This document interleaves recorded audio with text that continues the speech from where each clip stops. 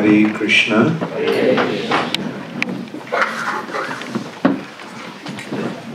So, yesterday we discussed about Dhruva Maharaj. Do you all remember? Dhruva Maharaj was the son of Uttanapada. And who was the father of Uttanapada? Yes, Swayambhuva Manu. Who is the father of Swayambhuva Manu? Brahma. So you see the link, the line, the lineage. Like it's historical recordings. Like these illustrious personalities appeared and acted in a glorious way. And do you remember how Dhruva Maharaj went back to Godhead? The chariot came from the spiritual sky to take him to the abode of the Lord. And Dhruva Maharaj, how did he step onto the chariot? Stepping on the head of death, he got into the chariot. Dhruva Maharaj's elder son was Utkal. His name was Utkal. Utkal was not interested in mundane affairs. He was not interested in ruling the kingdom. He was absorbed in Krishna consciousness. Those who become absorbed in Krishna consciousness, they lose interest in materialistic activities, ruling the kingdom, because all that is done in the mode of passion. One has to be in the mode of passion to rule over the kingdom, because you are subjected to different attacks and onslaughts. Enemies may come and attack any time, so you have to fight a battle. And besides that also, there's such a hassle to lead the people, those who are following you. So Utkal was not interested in ruling over the kingdom. So his younger brother was made the king. Generally in the Vedic culture, the eldest son inherits the assets of the father. And so eldest son becomes the king.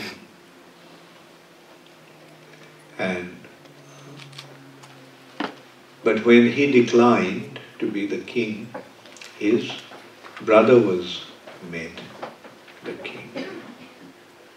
And he ruled the kingdom very nicely. And then this way, one after another, his son then became the king, then his son became the king. And 4 generations down the line came a great personality called Ulmukh. His son was Anga. And Anga's son was Vena. Now Vena was a disgrace to that illustrious dynasty. He was, from his young days, he was a tyrant. He was so tyrannical that he would, while playing with his friends, he would kill them. When they were swimming in the water, playing in the water, he would drown them in the water.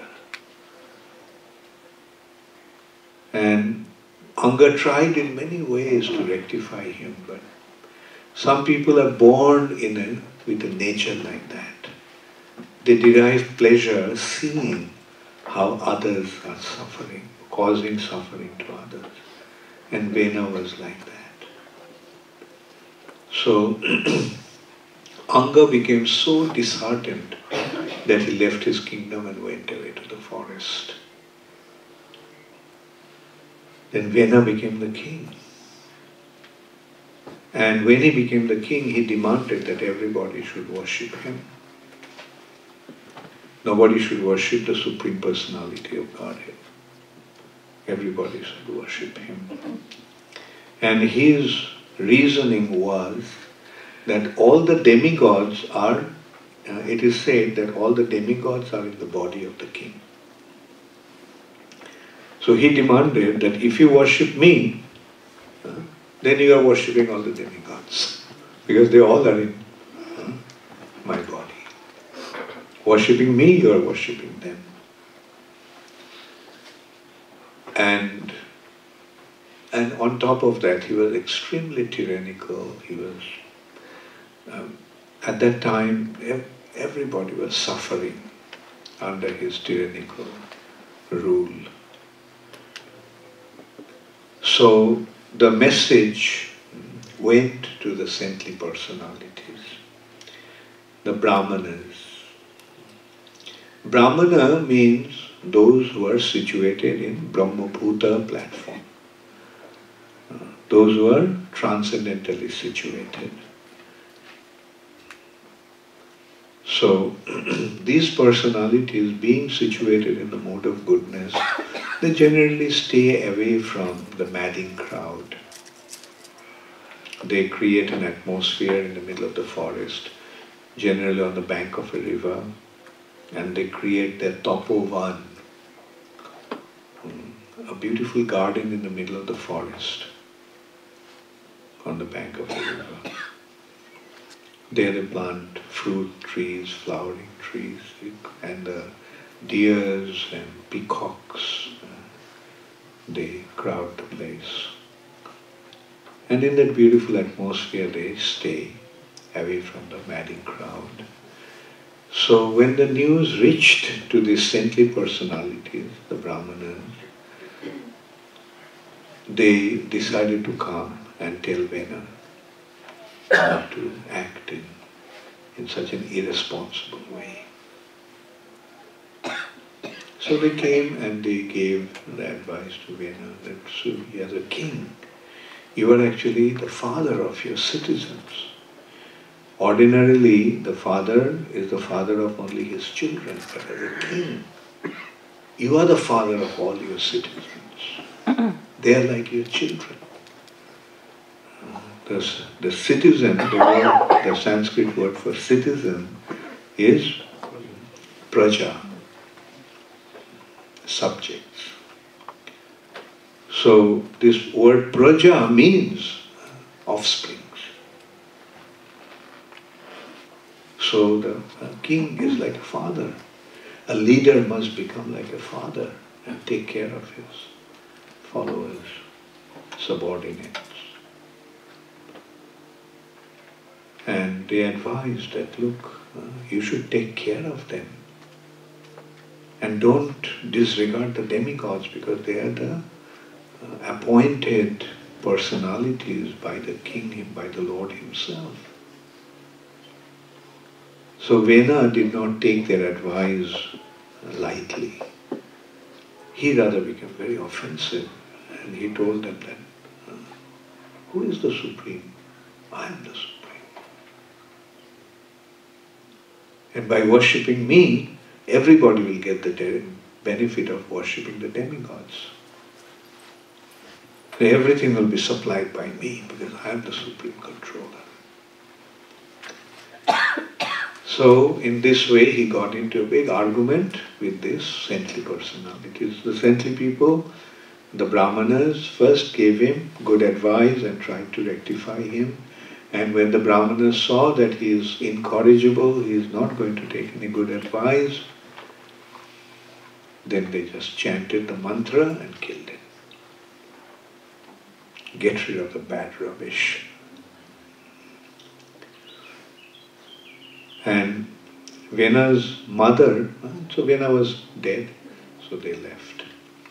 So Vena's mother preserved his body in some kind of medicated oil.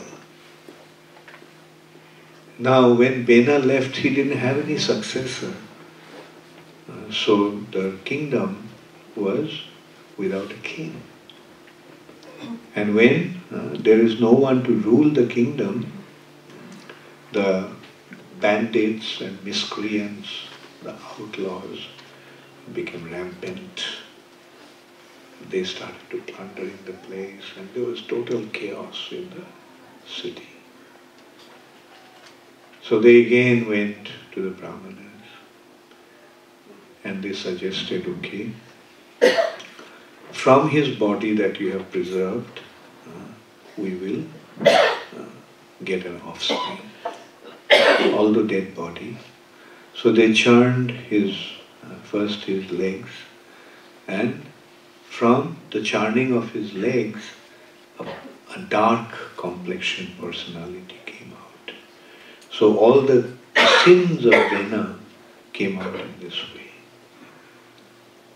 And he was the progenitor of the outcasts called Nishadas. They live in the forest and their occupation is hunting. And then they charmed Vena's arms. And from the churning of his arms, one personality came out, a beautiful personality. From his appearance, one could see that he was extremely elevated and he was extremely powerful. He was Prithu Maharaj, an incarnation of the Supreme Personality of Godhead. Then Prithu Maharaj established the law and order. How do you establish the law and order? Punish the miscreants and protect the law-abiding citizens. Very simple formula. Protect the miscreants, protect the devotees, protect the good people. Give them all the protection and facilities and get rid of the miscreants. So this is another simple law. But unfortunately that law is not being followed in today's world because of democracy. The government cannot really take very strong stand because they are concerned about their vote.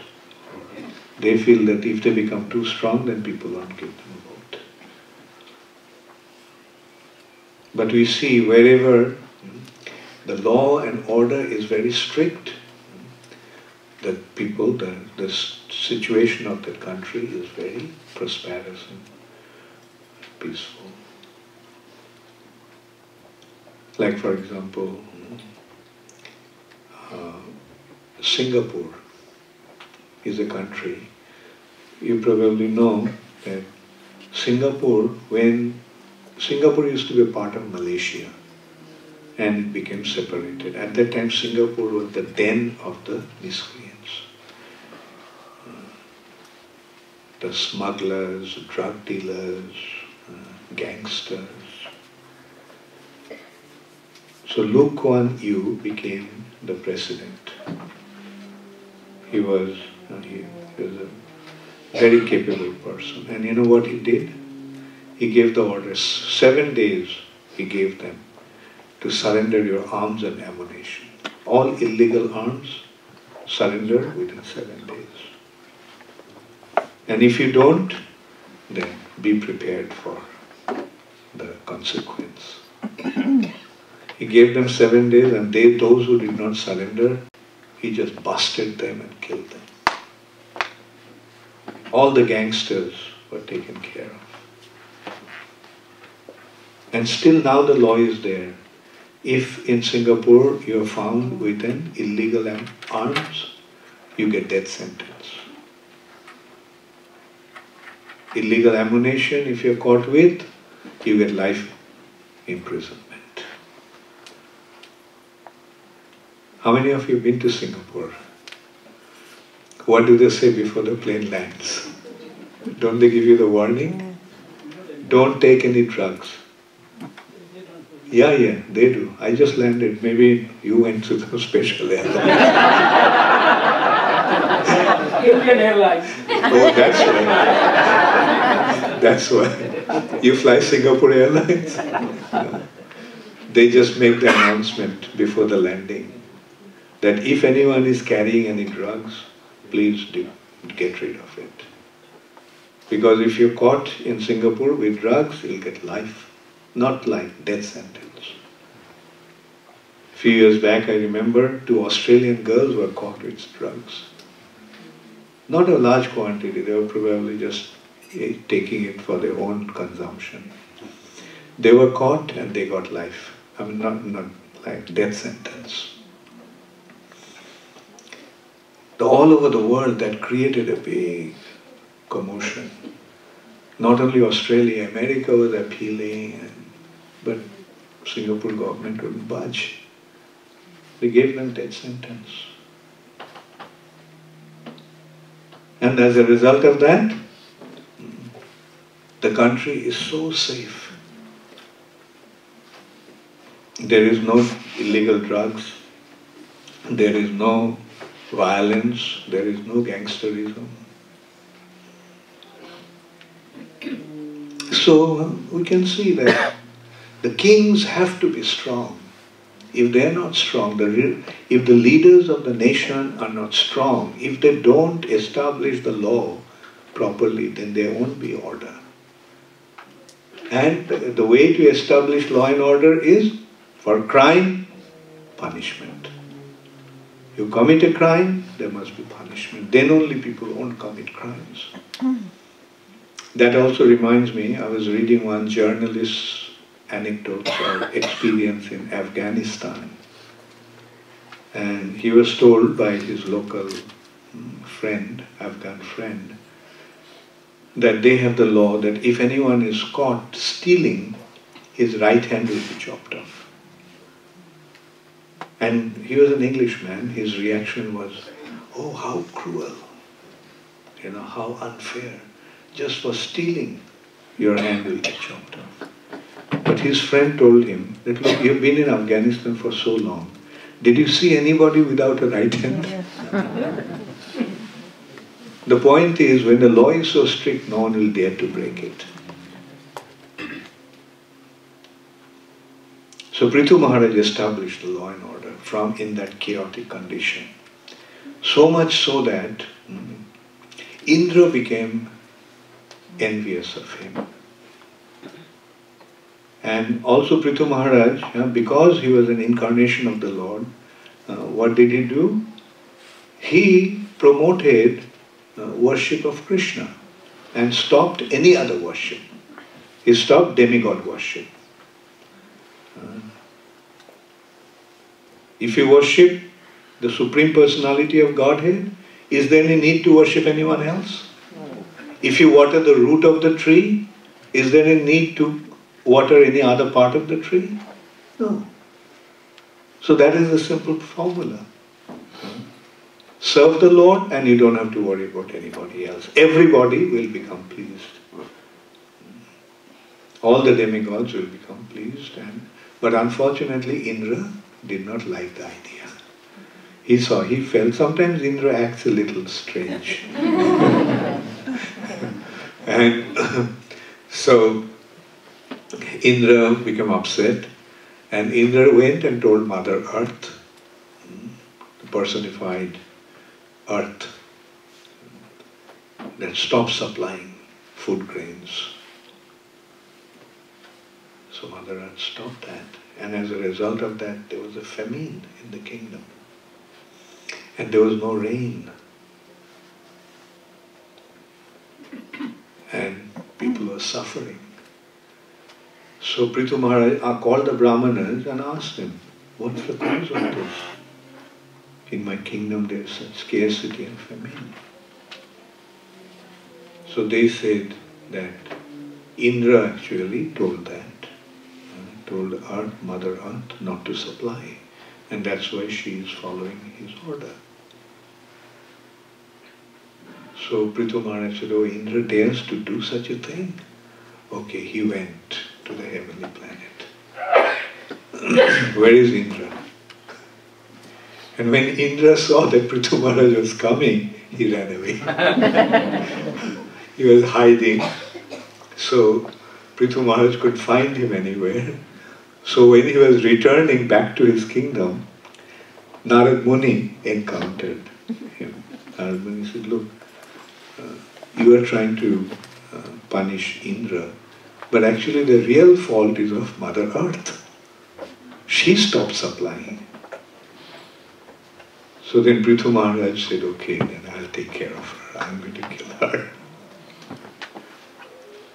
So when Mother Earth saw that Prithu Maharaj was in such a rage, she appeared to him in the form of a cow. Assuming the form of a cow, she came and begged forgiveness. She said, please forgive me. And she actually mentioned that the cause of the scarcity was actually the result of Vena's sinful activities. Because of Vena's sinful activities were taking the fructification, that's why there was no rain and there was no food. That her, Indra telling her and all that was just the apparent cause. But the actual cause was that. Then she said, please make the mountains as the calf and I will produce the grains. Because the cow gives milk with the object of the calf. The calf as the objective.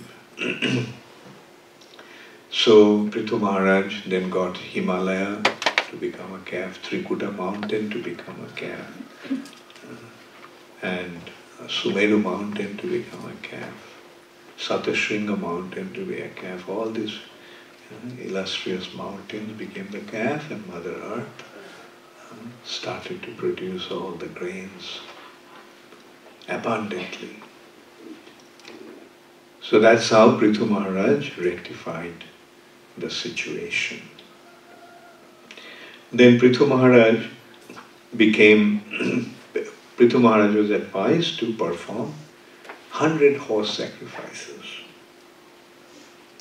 So after performing 99 horse sacrifices, when he was performing the 100th horse sacrifices, Indra became afraid. Because when somebody performs 100 horse sacrifices, he becomes Indra. So now the Indra is actually a position. Different personalities become Indra, meaning ruler of the heavenly planet. Now the Indra is a personality called Purandar. Next Manvantar, next reign of Manu, the Indra will be Bali Maharaj. Bali Maharaj will become Indra. So, anyway, so Indra became worried, so he decided to steal the horse. He stole the horse. He was stealing the horse to plunder to foil the sacrifice. So Atri Muni pointed out to Prithu Maharaj's son, Antardhan. And his another name is Bijitashva. So he said, look, Indra is stealing. So he immediately chased Indra. And Indra, being afraid, left his horse and ran away. That's how he actually got the name Bijitashva, one who conquered the horse. And Indra actually gave him the boon that he could disappear at his will. Therefore he got the name Antardhan. So then after Prithu Maharaj retired, Antardhan became the king. And Antardhan's son was Havirdhan. And Havirdhan's son was Prachinabarhi. Prachinabarhi had 10 sons called Prachetas. So Prachinabarhi told his sons that they should take the responsibility to procreate, to maintain the dynasty. And these 10 sons, they decided that in order to enter into household life, in order to take the responsibility as a householder, we have to become prepared. So they left home and traveled towards the west. And on the way, they came across Lord Shiva. And Lord Shiva took pity upon them and instructed them about how to worship the Supreme Personality of Godhead.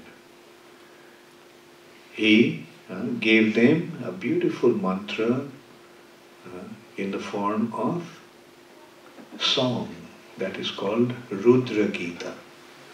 Rudra is the name of Lord Shiva, and just as there is Bhagavad Gita, Gopi Gita, there is Rudra Gita. And they asked, Lord Shiva asked them to meditate upon the Supreme Personality of Godhead, reciting this mantra. So in order to properly meditate, they went underwater. They met Lord Shiva in front of a lake. So they went inside the lake, under the lake, and they started to meditate upon the Supreme Personality of Godhead. Narad Muni, seeing that they became so sincere about their spiritual advancement, Narad Muni felt that these children have become so advanced spiritually, but look at the father. He is so attached to his sense gratification. He is performing sacrifices. He has become very expert in performing sacrifices. So he is wasting his time in this way to get mundane sense gratification. Elevation to the heavenly planet to enjoy there. So he, Narad Muni, felt to pity upon him. So this way we can see that when one becomes a devotee, the Lord and his devotees like Narad Muni take pity upon them and try to help them to make spiritual advancement also. So Narad Muni went to King Prachinabarhi. So in the Vedic time, the kings used to be very, very respectful towards the saintly people. So as soon as he saw that Narad Muni came, Prachinabarhi stood up from his throne, offered Narad Muni to sit on the throne and sat at his feet, asking for advice and guidance. So Narad Muni, knowing that he was not ready to take the direct instruction, Narad Muni told him a story. The story was of Puranjana. Puranjana actually is a living entity, a model living entity. So living entity is traveling in the material nature, and in course of his travel, Puranjana came to the southern part of the Himalayan mountain. And there he saw a beautiful city with 9 gates. And there he saw a beautiful woman. So he immediately became attracted to her. And he approached her, asking her for her hand. So she also responded favorably, and she said, yes, who can ever refuse a hero like you? For a woman, it's the perfection of her existence to come across a hero like you. And so she was actually the queen of that city of 9 gates. And Puranjana started to stay there in the company of that queen So he became like the king of that city. And he was enjoying there in that city of 9 gates. He used to go out of the city to enjoy in different ways through one of the 9 gates. And this city had, the queen had 1 associate and 10 servants and maidservants. The city was protected by a snake with 5 heads. And this is how, in the association of the queen and her associates, Puranjan was enjoying there in that city of 9 gates. Then one day, the city was attacked by the king of the Javanas, and a battle ensued. The serpent, the snake with 5 heads, was fighting with all its might. But the Javana king's army was so powerful that it defeated that snake. And then Javanraj's associate was the daughter of time, Kalakanya. And Kalakanya came and embraced Puranjan. And due to her embrace, Puranjan lost all his strength. He became completely powerless, completely invalid. And then the Javanraja's soldiers got hold of Puranjan and dragged him out of that city. In his next life, Puranjan was born as a woman, the daughter of a king called Kushathaj. And he was married to a king called Malayadhaj. And the king, after ruling over his kingdom for many years, along with his wife, he retired in the forest.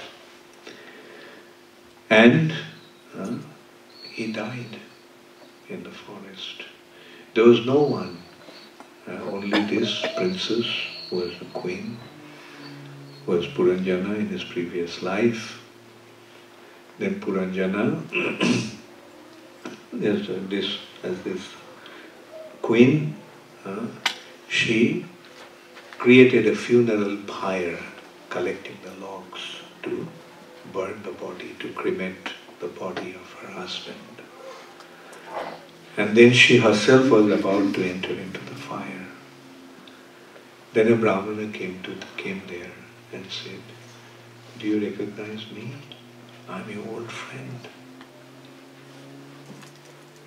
And I have always been there. I've been watching you all the time. You have forgotten me, but I didn't forget you." And this is how this personality started to advise him, the old friend, and showed him the right path of real prosperity, perfection of one's existence. So King Prachinabarhi, after hearing that story, told Narad Muni, "It's a beautiful story, but tell me why you told me that story. You must be trying to tell me something." So then Narad Muni told that this Puranjana is the spirit soul. The spirit soul is traveling in this material nature. And in course of his travel, he comes to the southern part of Himalayas. What is there in the southern part of Himalayas? The land of Bharatvarsha. And there he gets a human form. And this human form is that city of 9 gates. 2 ears, 2 nostrils, one mouth, two eyes, anus and genital. So these are the 9 gates of the city, the human body. And this body, the city of 9 gates, is protected by a snake with 5 heads. Who is that snake with the 5 heads? 5 kinds of air. That takes care of the functioning of the body. Pran, Apan, Saman, Vyan and Udan. And the queen is the intelligence. She has one very close associate, the mind, and 10 other associates, 5 knowledge acquiring senses and 5 working senses. And in this way, Puranjan enjoys in the city of 9 gates. But then he is attacked by Jamraj, the king of death. And the daughter of time embraces him. And who is the daughter of time? Old age. When old age embraces, then he loses all his vitality. And at that time, he succumbs to the attack of Javanaraj. So in this way, Narad Muni instructed King Puranjan, King Prachinabarhi about this anecdote. And then he pointed out Puranjan in his next life became a woman, a princess, who was married to a king called Malayadhaj. And after Malayadhaj's death, when his wife was about to enter into the funeral pyre to follow her husband, then this Brahmana that came and introduced himself as the old friend. Who is that? The Super Soul. When a living entity becomes qualified, then the Super Soul advises. Super Soul is always there to advise us. But we have to become qualified. And when we become qualified, when we become eligible, then by the mercy of the Super Soul, he manifests himself in the form of the bona fide spiritual master. The advice of the bona fide spiritual master and the advice of the Super Soul are not different. A bona fide spiritual master simply advises according to the instruction of the Supreme Personality of Godhead. He is an agent of the Lord. Therefore, he represents the Lord and shows the way to reach the Lord, the ultimate destination that a living entity has. And when a living entity achieves that goal, then only his existence becomes perfect. He achieves the ultimate perfection of his existence. So another instruction, another story. What did you get to hear? What is the goal of life? Surrender to Krishna, develop your loving relationship with him, and then you will achieve the ultimate perfection. And what is the perfection? The ultimate perfection, achieving eternal life, full of knowledge, full of joy. Eternity, knowledge, and bliss. That is our constitutional position. We all are eternal as the part and parcel of the Supreme Personality of Godhead. We all are eternal, we all are immortal.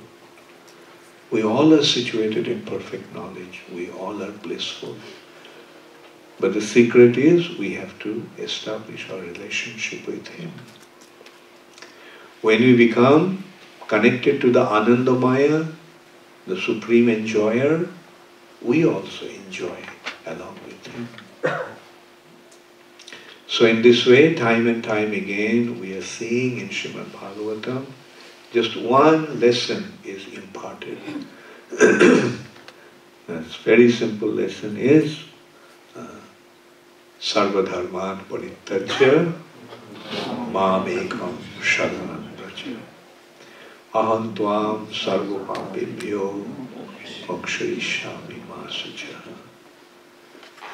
Just surrender unto me and I will take care of you in all respects. Krishna is giving that assurance. Ma Sucha, don't worry about it. What you'll get is beyond your imagination. When you surrender unto me, what you'll achieve is beyond your imagination. Mamekam Sharanam Braja. So that is the simple lesson. Time and time again, this lesson is given to us as a reminder. And what are we expected to do? Become serious and follow this path. Thank you very much. All glories to Srila Prabhupada. Gaur Premanande.